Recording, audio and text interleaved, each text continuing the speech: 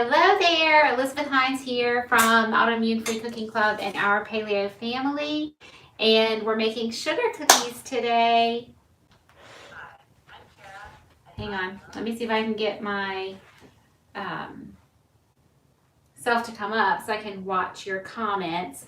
So it's been crazy. We had Thanksgiving. Our house is now decorated and we're ready for Christmas, right? And so in our house, a big deal is Christmas cookies. So making paleo baked goods is not hard. You just have to have your pantry set up, have the right ingredients available, and then you can make the same stuff you made before with all the gluten and all that stuff, but make them taste better and be better for you. So we're making your basic Christmas cutout cookies today, and I have one of my favorite assistants right here. My other favorite assistant is not willing to participate today, but he's gonna participate, right? Say, if you don't go on camera, you have to do all the dishes. Is that fair? Yeah, that's fair. Okay, so tell everybody your name. I'm Kate. And how old are you, Kate? 13. Kate is 13. I'm now the mother of 2 teenagers. Okay, so it's like the middle of the day here in North Carolina. It's a Wednesday. I'm sure you're all at work, but this is my work. And so we are on pseudo school break right now. The kids are doing a little bit of stuff, but not full time. So we're going to take some time and make some cookies. And let me just show you how to do these. They're super simple. Are you going to help me put stuff in? Sure. So I have doubled the recipe, and it'll be written up in the notes for you. Basic recipe is 1/4 cup, and I'm using grass-fed butter, but you can use palm shortening for dairy-free, and it works really well. You can also do all this by hand. I typically do it by hand, but I was trying to be a little bit faster, so I got out my hand mixer. You could use your regular stand mixer, but really it's so simple you can do it by hand. Would you do me a favor and open the door just so it's not so warm? So just kind of softened up the butter a little bit, and then we have 1/4 cup of maple syrup. So this recipe is based on my grandma's sugar cookies that I loved. They were always so good, and I have just adapted them to be a paleo recipe. I don't need this, but I'll need this. So that was maple syrup, and then her recipe had 2 teaspoons of vanilla. Do you want to do it? Or do you want to run the mixer? What do you want to do? Okay, so hold that over there. So we're doubling. Don't let me forget that we're doubling. Okay, so that's 2 teaspoons. Then we'll put in another. Okay. Kind of move it out of the way when we're done so we don't forget. I think I need that again. No, I don't. Okay, so here's all of our, and then we're going to put in an egg. So normally it would just have an egg yolk, but because I've doubled it, I'm just going to use the whole egg. If you're there, leave a comment so I know you're here. And if not, you can go back and watch later, no problem. Okay, so do you want to mix? So just keep it down there. Okay, and while she's mixing, I'll start adding in the dry stuff. So we want a 1/2 teaspoon of salt and a teaspoon of baking powder. This is actually a aluminum-free, certified gluten-free baking powder. It just comes in a bag, and so I store it in this can. And then we're down to our regular dry ingredients that I always use for baking, which are arrowroot and almond flour. So it's 3/4 cup of arrowroot. Okay, this might get powdery. Do you have it on low? 3. Okay.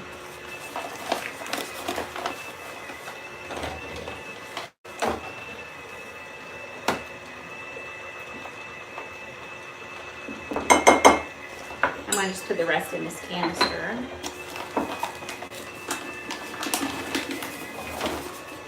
Kate, what is your favorite Christmas cookie that we make?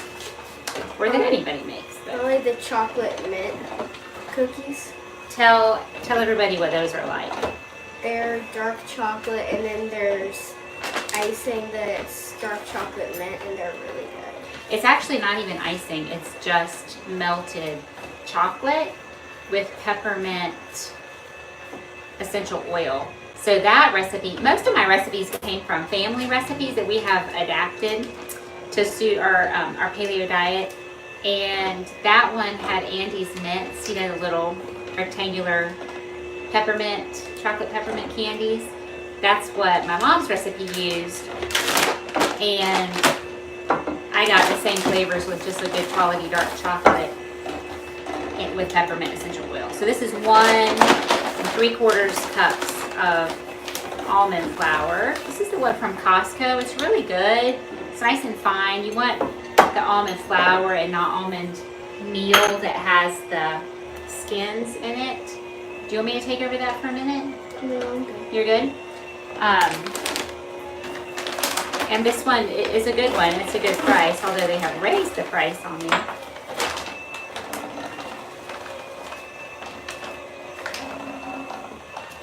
Okay, so you like the chocolate mint.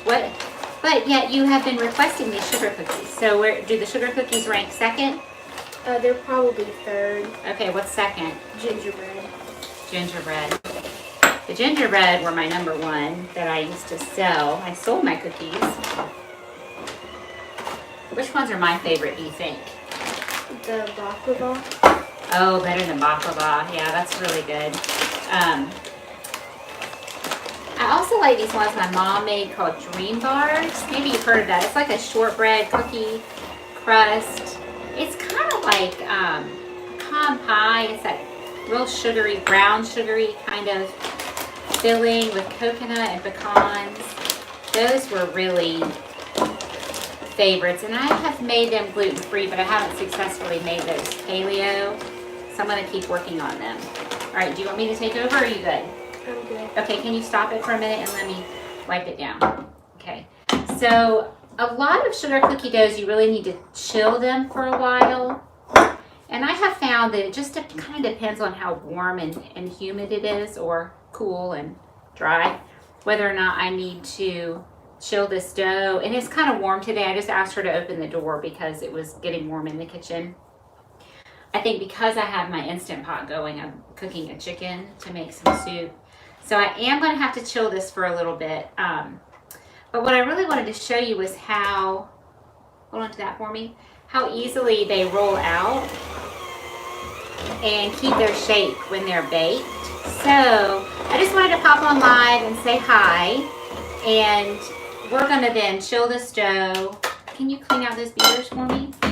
Whoops. We're going to chill the dough, get it in the refrigerator, and then we'll take this live footage and edit it and add in the rest of the baking process so you can see how these turn out. But I want to do it right. And so because they are a little soft right now, I'll want to refrigerate that before I roll them out. But it's December 4th today. And January 6th, just a little over a month from now, I'll be reopening enrollment in the Autoimmune Free Cooking Club, which is my recipe club, functional medicine, health coaching. We meet weekly, we inspire each other, we encourage each other, we hold each other accountable. We help each other kind of navigate this life of trying to manage our disease with functional medicine, diet and lifestyle, you know, not medication if we can help it, and staying well and symptom free so we can bake with our kids and go hiking with our kids and do all that kind of stuff. So I just want to make sure that's on your radar. If that sounds of interest to you, go to my website, autoimmunefreecookingclub.com, and there's information there. A little pop-up will come up and you can sign up, and then you'll be notified for sure when enrollment opens because you don't want to miss it. I do some recipes here, but the members get tons more recipes. They get meal plans and special checklists, and of course functional medicine health coaching with me every week. So it's a great thing, and I hope that your holiday season is off to a great start. I'll be coming to you live more and continuing to put up good videos, and just wish you all the best. Hey there, so I popped onto YouTube Live for a couple minutes and showed you mixing up the sugar cookie dough. And then I put it in the freezer to chill for a few minutes. And now I'm going to roll it out. So I'm just lining my cookie sheets. I did that one wrong. Lining my cookie sheets with parchment paper. This just makes them not stick and makes cleanup super easy. Let me get my oven on 350. I keep hearing this ticking and I'm thinking that it is my oven and it's the Instant Pot making broth. Okay, so I wanted my dough to chill quickly, so I put it in the freezer instead of the fridge, and I kind of flattened it out. So that's a good trick.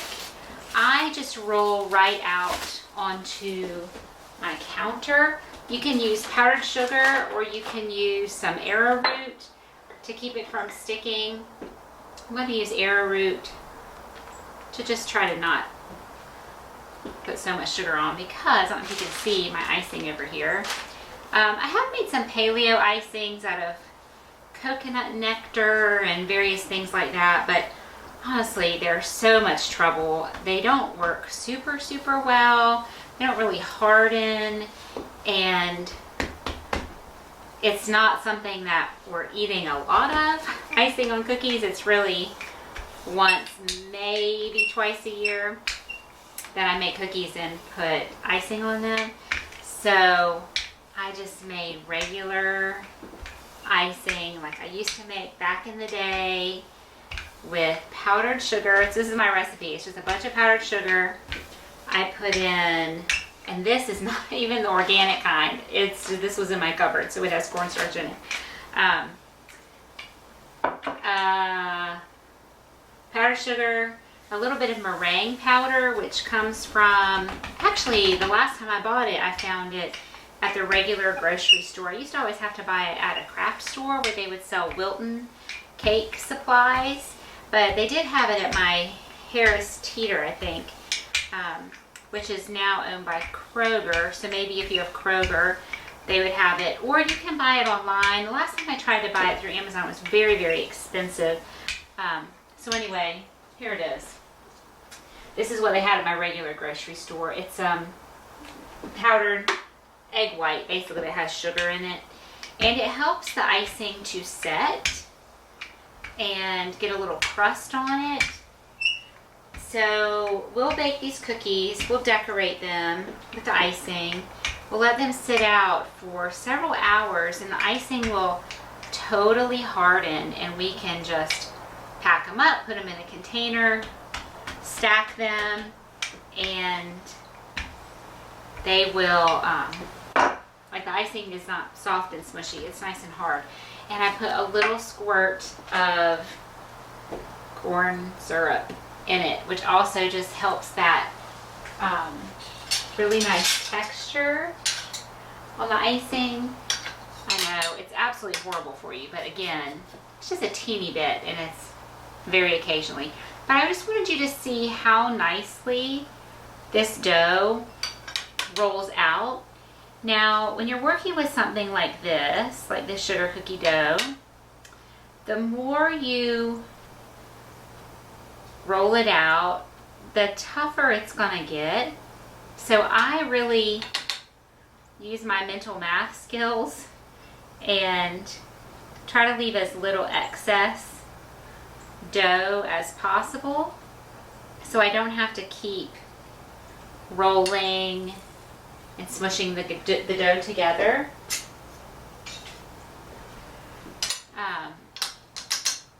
And they'll keep their shape really nicely. This cookie dough, it just has a great flavor. Again, I used butter this time. That one stuck. But it's really delicious with palm shortening for dairy free.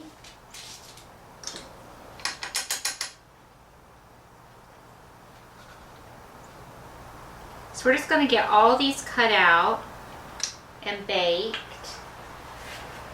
They bake at 350 for 8 to 10 minutes. This one's kind of a pain, this reindeer. His little legs almost always get stuck. So I have like this giant toothpick dowel rod thing, and helps to push them out. I'll only do a couple of those because they're not as pretty baked, honestly.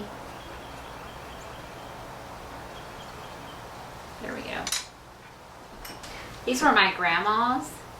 And they're actually really hard to get to come out, but they have such nice detail. This is a real cute Santa Claus. They just sort of press in. Oh, it came out well. So really, if you have this kind, you need to make sure you do a great job of flouring them. That one didn't quite get all the indentions.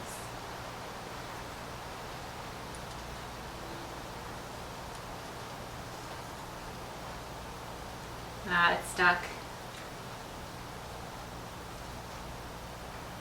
But if you can get it to come out in one piece like that one did, it'll stick together when it bakes.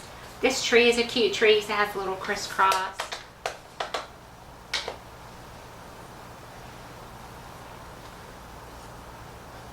It's helpful to have a variety of sizes of cookie cutters. That helps you to not waste as much dough like I was talking about. We have this real cute little holly leaf, so he can squeeze into the cracks, you know. And like here's this teeny little bit of dough, but it's just right. I can get my holly leaf. And everybody loves to eat these tiny ones.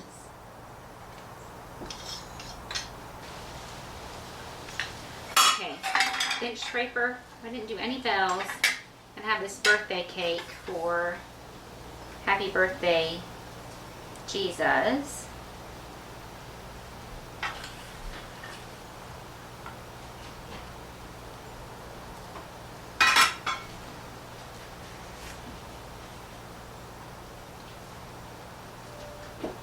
This is also a good tool to have, this little skinny spatula. I'm trying to get over here to this Santa Claus that I have half of his body on my tray. And get the other half. Okay, Santa, get your body all back together here. There we go.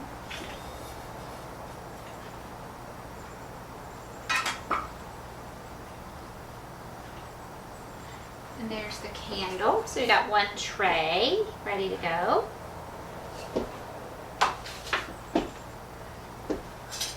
So we have a relative who used to do this big, beautiful light display. He did it for many, many years.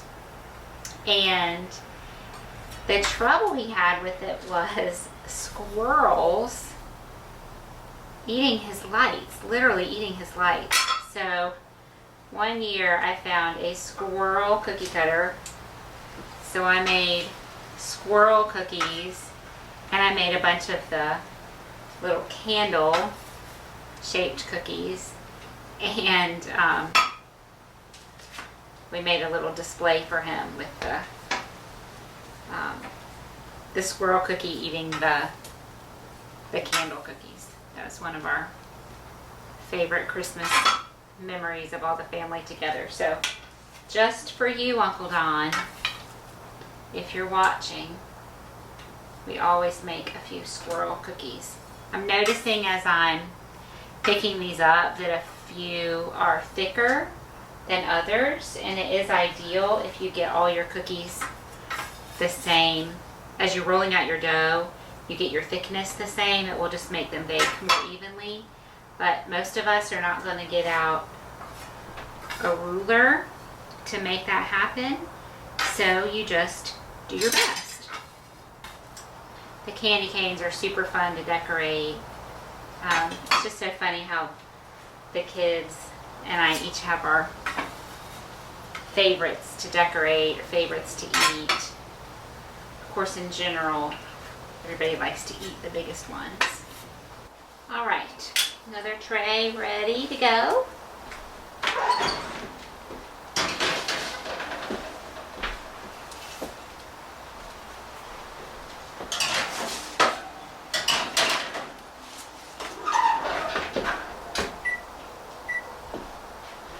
And I'll show you how they turn out and look so pretty.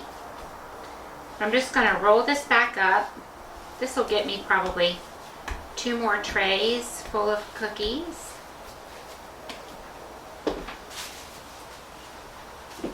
And get it back chilling.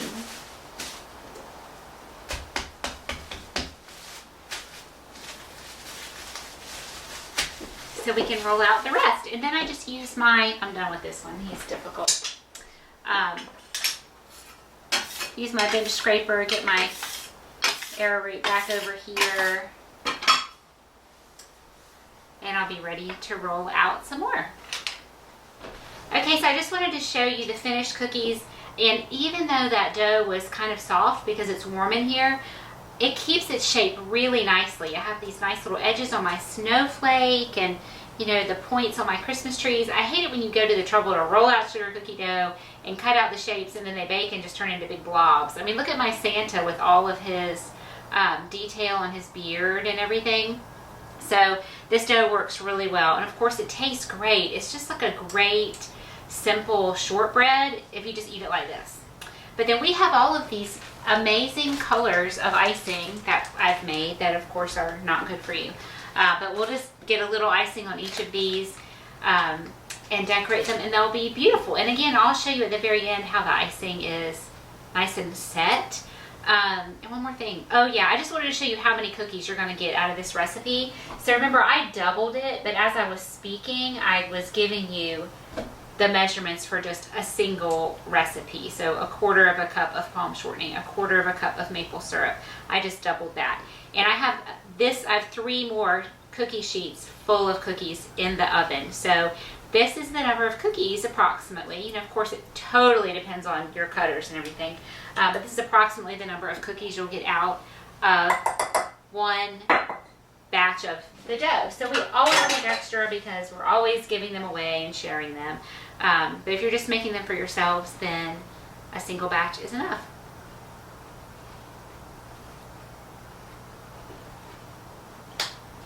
They're my favorite. They're just a little bit sweet. They're super good even without the icing. Actually, I kind of prefer them without the icing, but icing is fun. Right, kiddos? Mm-hmm. All right, so sugar cookies, that's it.